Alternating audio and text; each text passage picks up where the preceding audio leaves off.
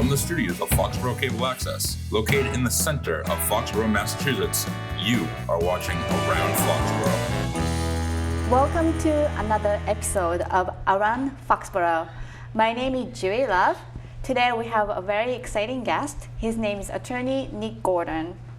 Hi Nick, thank you so much for being here today. Thank you so much for having me. It's a great pleasure to be here with you. Absolutely. So Nick, please tell our audience who you are, what you do. Well, again, I'm Nick Gordon, and I'm an attorney. I've been practicing law for about 17 years. The first 2 years of my career were with the Norfolk County District Attorney's Office. I was a graduate of Villanova University School of Law. After working at the DA's office, I started my own private practice. So I've been had my own law firm for about 15 years now. I do a lot of criminal defense, family law, and some civil litigation as well. And where is your office located? Is it around Foxborough? I have one that's close to Foxborough. I've got an office in Mansfield, one in Attleboro, and one in Milton. So you go around? Yes. So how was it working for DA? It was really a dream job. I was very fortunate to get that position, especially right out of law school. I was actually an intern in the Plymouth County District Attorney's Office while I was in law school over the summers, and I learned a lot there. And then when I graduated from Villanova, I was offered a position with the Norfolk County DA's office, and it was really a dream come true. It's considered an entry-level position for attorneys, but you really learn so much working in that capacity. You're thrown right in, conducting jury trials and evidentiary hearings, motions to suppress, arraignments, and it's a wonderful opportunity to learn about the law and how to conduct yourself in a courtroom. So as you are growing up, as a child, were you always interested in becoming an attorney, or like when did you decide that you want to be an attorney? I think if you had asked me when I was 5 years old, I would have said, I'm going to be a lawyer when I grow up. I'm the son of a Massachusetts state trooper, and in fact my dad retired after 39 years on the Mass State Police at the rank of major. And growing up in that type of an environment, hearing about criminal law and search and seizure issues and what his day is like out pulling cars over, and it really got me interested not just in the law but in criminal law specifically. So that was another advantage as well. I remember even being a law student and having a little bit of an advantage over my peers when it came to criminal practice classes. Again, growing up in a house where my dad was talking about conducting a search warrant on a home or things of that nature, pulling a car over when there's probable cause to search, when a police officer can do this, can't do this. So I guess at a young age I started kind of thinking about this and never looked back. Wow. So my son is 9, and then since he was 5, he wanted to be a pilot, and he's like on the way to be a student pilot right now. So you are like that maybe since 5 years old, you just were determined to be an attorney. Yes, and I think probably TV shows had a little bit to do with it too, if I'm honest. When I was a kid, if I was watching something where there was an attorney in a courtroom, whether it was a movie or a television show, my eyes were always glued to the screen, and I thought, wow, that seems like an interesting job. He's up there speaking in front of people, and he gets to wear a suit and tie, and everyone's paying attention to what he's saying. And this is my 6-year-old brain thinking this. And so I think from that moment I said, that's what I want to do. I want to be up there in front of a jury. And I'm with a jury now, right? That's right. Dream come true. Well, thank you. So going back to childhood, and now you are an attorney and living your dream job, how does that feel like? Well, I think looking back, it was also an advantage to know kind of from day one what I wanted to do and be on a certain path. And I think it just made certain aspects of life or growing up or school a little bit easier. I can remember some of my peers, for example, even back in Bridgewater State College, where I was back in graduate of class of 2000 at Bridgewater, and some of them graduated with degrees and they still weren't exactly sure what they wanted to do as a career. So knowing from a very young age what I wanted to be maybe was also helpful in keeping me focused. And some aspects of the job are what I imagined them to be. Others, of course, are things that I wasn't expecting. But all in all, I feel very fortunate to be having this career. Wonderful. So how and then why did you decide to start your own practice? Well, as much as I loved being an assistant district attorney, it's sort of a natural progression for people who start as prosecutors in the DA's office to, after 2 or 3 years, they tend to want to strike out on their own and build their own practice. So I think that's probably over 90% of what assistant DAs end up doing. For me, it was a little bit of a winding road that took me to my own private practice, though, because when I was an assistant DA, I was married to a young lady from Prague, Czech Republic. And we met here in America and fell in love and got married. And she, after a couple of years, didn't want to live in America anymore. And she would say she didn't enjoy speaking English and wanted to kind of speak her own language. And she wound up moving back to Prague, Czech Republic. And as a devoted husband, I moved there with her. So that was a transition, a big time in my life back, I think that was 2006. And I wound up working for a small boutique criminal defense firm that let me kind of do their criminal defense work for 3 months at a time and live in Prague, Czech Republic with my then wife a few months at a time and kind of go back and forth. And so that was part of the transition from the DA's office into private practice. And then after working for that firm for a short time, I realized that I could do what they were doing on my own and hang up my own shingle with my name on it, and so I started my own law firm. Wow. So a little bit of an unusual story how I got there, but yeah. Yes. So now you are, how's your family? Like, you have a Japanese wife? And yes, I do. Yeah. Yes, I'm very fortunate to have the most beautiful, amazing wife, Maya, who is from Tokyo, Japan, and my daughter, Lillian, and she just started the 3rd grade today. Today was the first day of school for Lily at St. John's in Canton, so it was an exciting day.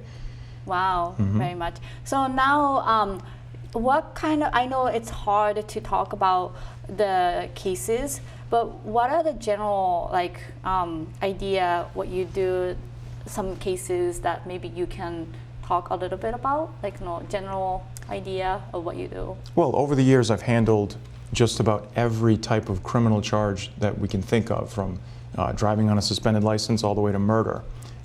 So it's a pretty mixed bag of cases that I handle on a daily basis. I've been in every district and superior court all across Massachusetts. I've represented people in each one of those courts. It's a total of about 36 different courts that I've been privileged to practice law in. As far out as Western Mass, Cape Cod, Boston, if someone wants to retain my services to defend them, and then I certainly go to all district and superior courts. I suppose the majority of my criminal practice as of today is probably operating under the influence cases, but I also do a lot of sexual assault, violent crime, drug trafficking cases. Of course, like you said, I can't get into too many details about specific cases, but that's what my caseload looks like mostly, in addition to the family law and civil litigation that I practice as well. So I don't know anything about being an attorney or law or court system or anything. The only experience I have is I was there as a translator. But emotionally, I would imagine that some of the cases that you may get attached to some of the cases, or empathy, compassion. How do you handle those kind of human emotion to some of the difficult cases?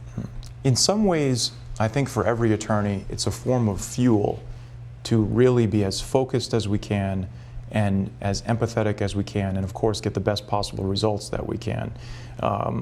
Perhaps there are some attorneys who sort of put up a mental wall between them and the case, them and the client, because it can get very emotional, of course. Someone's life is on the line, someone's freedom is at stake, that person has a family, they have children, they have a wife that loves them, they've got a mom and dad.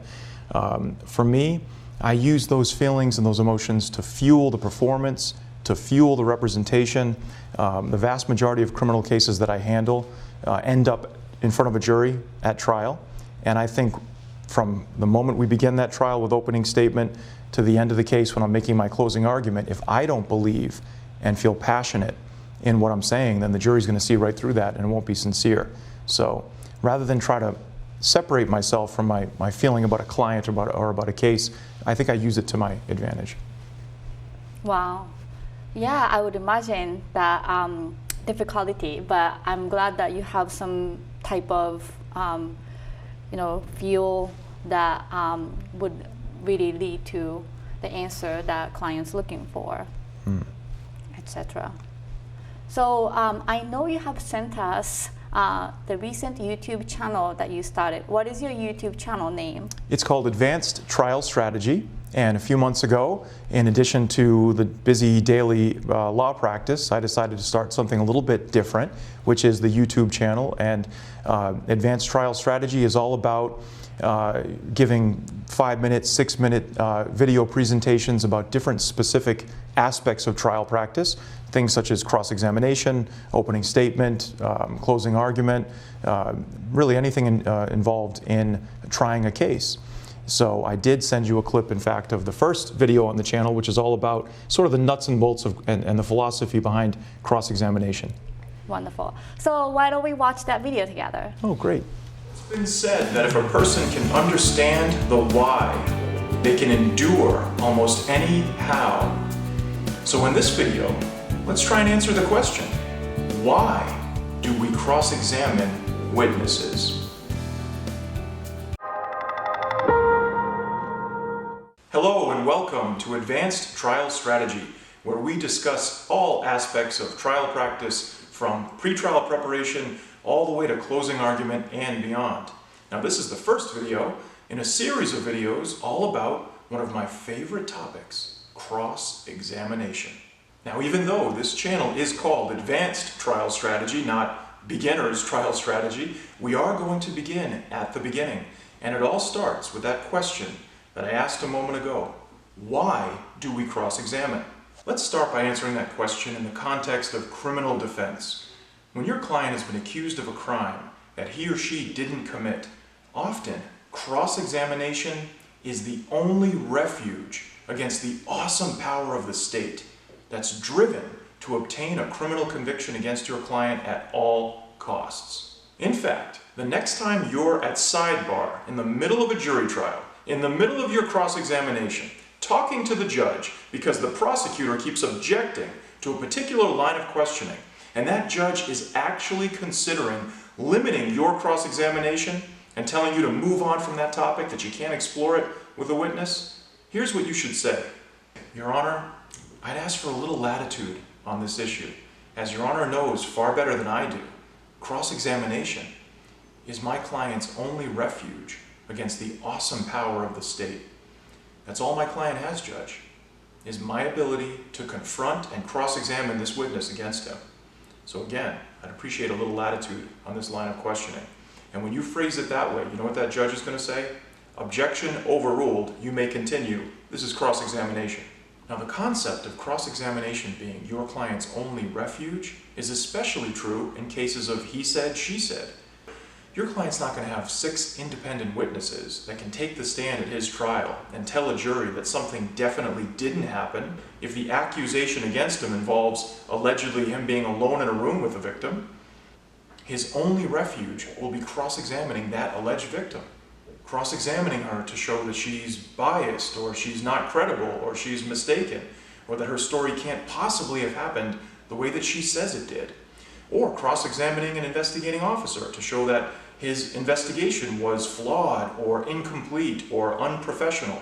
Most importantly, these witnesses, even though they're testifying on behalf of the Commonwealth or on behalf of the government against your client, these witnesses have personal, first-hand knowledge of facts that you need the jury to know. And in many cases, these witnesses that you're cross-examining will be literally the only source of this information, of these key crucial facts that actually add up to reasonable doubt. Now, what's an example of a prosecution witness having first-hand knowledge of facts that tend to exonerate your client?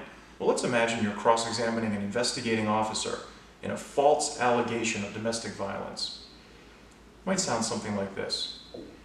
Officer Johnson, isn't it true that you took a good, close look at Sally Smith's neck on the evening of this alleged incident, and you didn't see any signs whatsoever of any visible physical injury? Isn't that correct? And you're actually trained to look for bruises, red marks, abrasions, or anything that might be consistent with her accusations. Isn't that right? And you saw nothing, correct? And this was only 10 minutes after my client, John Smith, was allegedly strangling her, choking her neck, right? And by the way, if you had seen even the slightest red mark on that woman's neck, you would have photographed it, right? Because that's what you're trained to do, correct? And the reason you didn't even bother to take a photograph is because there was nothing to take a photograph of. Isn't that correct? Imagine how that fact, that there was no visible sign of injury on that woman's neck, would have actually come out if we just left it to the prosecution's direct examination. First of all, the fact might not have come out at all, but if the prosecutor is smart and experienced, he or she would know that it's better to elicit that fact on direct examination than to let us elicit it first so it looks like they're hiding something. But be that as it may, that fact probably would have come out something like this. Can you tell us whether or not any bruises had formed on Mrs. Smith's neck by the time you were examining it? No bruises had formed, yet. That's a far cry from pulling out the truth of the situation and highlighting through your cross-examination just why it's so significant to this case. That's why we cross-examine, because it highlights the truth. And if what I've said so far has resonated with you, then please comment down below. Share your unique perspective on this topic.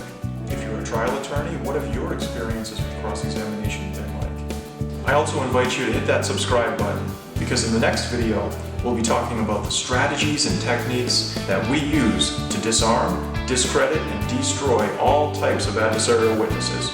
As always, I'm attorney Nick Gordon. Thank you so much for watching my video. Life is about trial and error. Let's have more trial and less error. Wow, Nick, it was fantastic. I really loved the video. And then, is that your home? Was that shot at your home or office? That was one of my homes, a condo that I have in North Attleboro, actually. Oh, okay, yeah. wonderful. Yes. So, I believe you did editing too? Or? What you saw in that clip is 100% me, yes. So I edited and did the music and even the graphic with the sound effect intro. That's a 3 or 4 second graphic. I created that. And it's really kind of a labor of love, I must be honest. I've always been interested in film and film editing, and it's interesting synergy between making that video, filming it, writing it, getting the lighting in the room as well as I can get it, doing the editing process, the music, and also speaking about trial strategy and trial practice, which I also feel very passionate about. I think somewhere deep inside is a professor who's just dying to get out. So someday down the road, that is sort of a dream of mine for the distant future, to be in front of a class and to be a law professor. So all those different aspects kind of speak to me personally. So I must say I really do enjoy making the videos and the whole process and trying to put it out there for the world to see and maybe learn a little bit about very specific areas of trial practice. Absolutely, yeah, it was very informative and I really enjoyed the video. And I think a lot of people who have no idea about cross-examination, and then some expertise like yourself, sharing the knowledge is very interesting, and especially some platform that accessible worldwide, like such as YouTube. I think it's a really great idea. Yes. Have you gotten any feedback or comments or likes? I think as of today, the video has a whopping 84 views. So that's amazing. I think it's about the same amount of views as the Disney Frozen video. No, I was kidding.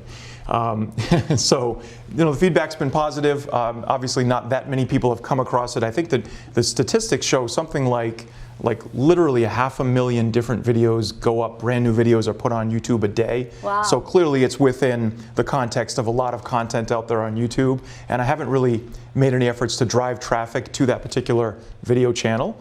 But someday, if I'm in a job interview at Northeastern School of Law or something, and to be a professor, I can say, look at the videos I've produced. That's exactly what I want to bring to your class if you hire me to be a law professor down the road. So that's Yes. another kind of aspect of the thinking behind the channel as well. Absolutely. And then over the phone, like you kind of mentioned about pandemic, how the law has changed a little bit after the coronavirus pandemic.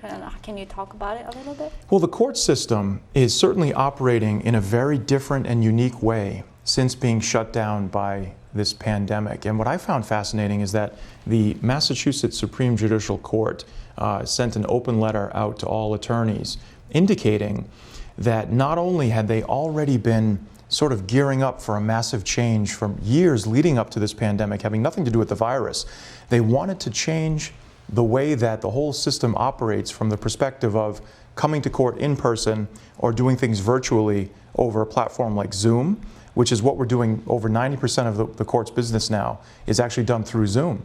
And so the SJC wrote this letter and said, we're never going back to the way things were in February of 2020. Even if there's a vaccine, there's no more pandemic, it doesn't make sense to be dragging lawyers and litigants into court every day so that they can sit there and wait 4 or 5 hours for their one case that they stand up on. And even the SJC, the justice that wrote the letter, cited things such as people trying to get child care, taking a day off of work to travel to court. We can do it on computer. So now, for the majority of what I'm doing these days, I log in through Zoom and I can see the judge, I can see the assistant district attorney, I can see the other parties, the witnesses, and we all see each other up on screen. I don't know if you've done Zoom conferencing or if you're familiar with that platform, but it's fantastic. That means I can literally do 2 or 3 different court appearances in courts that are geographically very far away. I can do them all in one morning, no problem, just by hitting a button, and here we are on computer doing it. Now, that's the upside, of course, not driving all around the state and things of that nature, but I do certainly miss being there live and in person in front of the judge and doing jury trials, which is what I live for. My favorite thing about being an attorney is certainly trial practice. Jurors are not reporting to courts and probably won't be reporting to courts for jury trials anytime too soon. So we need to figure that out as well as a judicial system in Massachusetts about how we're going to deal with that. And I know that there are plans in place. But another issue I think you and I discussed on the phone in terms of the pandemic and the way it's changing things, something as simple as wearing a mask in court. Can I really effectively represent my client's interests and be passionate and persuasive with a mask covering half my face? Do I want to cross-examine a witness while that witness is wearing a mask and I can't read their facial expressions as well? Or more importantly, a jury can't read the witness as well. Are they telling the truth or are they hiding something? So these are the fascinating aspects of how the pandemic is changing things from my perspective. Wow, that's very interesting and powerful. And then I think not only just the court system, speaking to a lot of people, like say, like any company that had office, like I was just talking to somebody, and then the office rental fee is $40,000, and that they would not gonna have office anymore after this pandemic, so that they would save that money for the rent of the office, because they realize a lot of things can be done online, like Zoom or like any platform. So it's interesting to hear that or the attorneys got this letter about how the system may change in the course of future. Absolutely, and it's funny, it takes a global pandemic, as horrific as it is sometimes, to effectuate changes that we may characterize as common sense changes. You talked about the business world and not having that brick and mortar setup that people have to sit in traffic for an hour and come in and sit at a desk when they can do as good a job, if not better, from their own home through modern technology. So yeah, it is fascinating, and I was very interested to hear that the SJC said that they had planned to do this for years, but they didn't realize that they had the capability to make this transition so quickly until they were forced to do so by the pandemic. And then, like everything in life, we realize when we're forced to do it, we see what we really can accomplish, and that's what happened here. So since the pandemic hit, you've been working from home and then like representing your clients through Zoom or like a platform? Well, to be honest, I've been going to one of my 3 offices each day. I think working from home is great. We're all different, of course, when it comes to our level of being able to really dial in and get into a certain mindset to do certain type of work. And so for me, it harkens back even to when I was a student. I would never do my studying or my writing in the dorm room. I'd have to be in the library where I'm set up and I feel this is the academic setting and I can focus. So if I'm drafting a motion to suppress or a memorandum of law or preparing a case or even meeting with a client virtually through Zoom, I tend to do it each day from the office. But that's just where I'm more comfortable, I guess. I see. So you mentioned about maybe hopefully studying, teaching at the law school in the future, and like maybe along with continuing your practice. Do you have any kind of plan of applying for these teaching jobs or like in the future? I think it's going to be a journey. I'm 42 years old, and the first thing I can say is there's tremendous competition to be a professor, whether it's at the undergraduate level or certainly at the law school level. The competition is extraordinary. I don't have the credentials at this stage in my career, in my opinion, to just start teaching law to law students tomorrow. But I think it's a journey and it's a path. And of course, my true love is representing clients and helping solve problems for clients. And but part of the journey could be to get a PhD, certainly to start working on getting published, because that's what law schools or even an undergraduate professor position, that's certainly what they demand and what they're looking for. So if it turns out that I end up in that career when I'm 60 years old, that would be wonderful. I certainly have a lot more people to defend and represent and help as an attorney before then. So how can general public find out about your office? Do you have a website or Facebook, Instagram? Can you tell us? So I do have a website called themassachusettsdefenseattorney.com. Also, you'd be amazed, but over 17 years of practicing law, the vast majority of the way that people find me and end up hiring me is actually through word of mouth.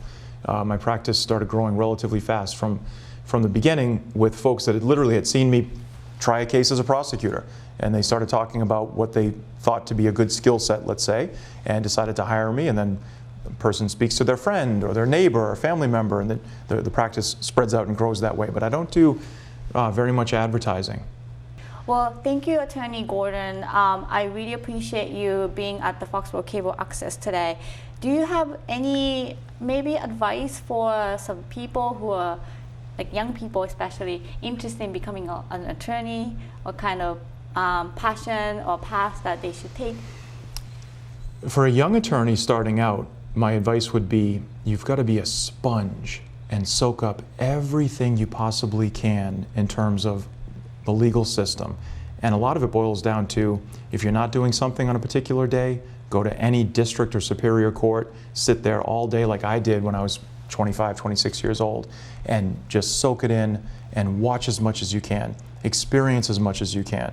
And then that, for me, that's continued on every day. Like I said, I'm 42 now, been practicing law for 17 years, but if I'm sitting in a courtroom, my eyes are glued to whatever is happening in front of me, what the judge is saying, what the parties are doing, what the attorneys are arguing, if it's a motion hearing, if it's a trial. We as attorneys absolutely learn something new every single day. So it's an exciting profession. I'd recommend anyone who's interested in it to throw themselves into it wholeheartedly. Young people who are thinking about going pre-law in college or studying in law school, do not hesitate. It's not nearly as scary or as difficult as some people want to tell you it is. It's school like any other class. It's about learning, and you'll be successful if you're passionate about it and you throw yourself in with both feet. Okay, wonderful. Thank you very much. And do you have any message for our viewer in Foxborough? Foxborough is one of the best towns in the Commonwealth, as we all know, and we're all lucky to be a part of this great channel and this great programming we have here at Foxborough TV. And go Patriots! Wonderful. Well, thank you everyone for watching another episode of Around Foxborough. My name is Julie Love. Our executive director is Michael Weber. Our director is Paul Beck for this show.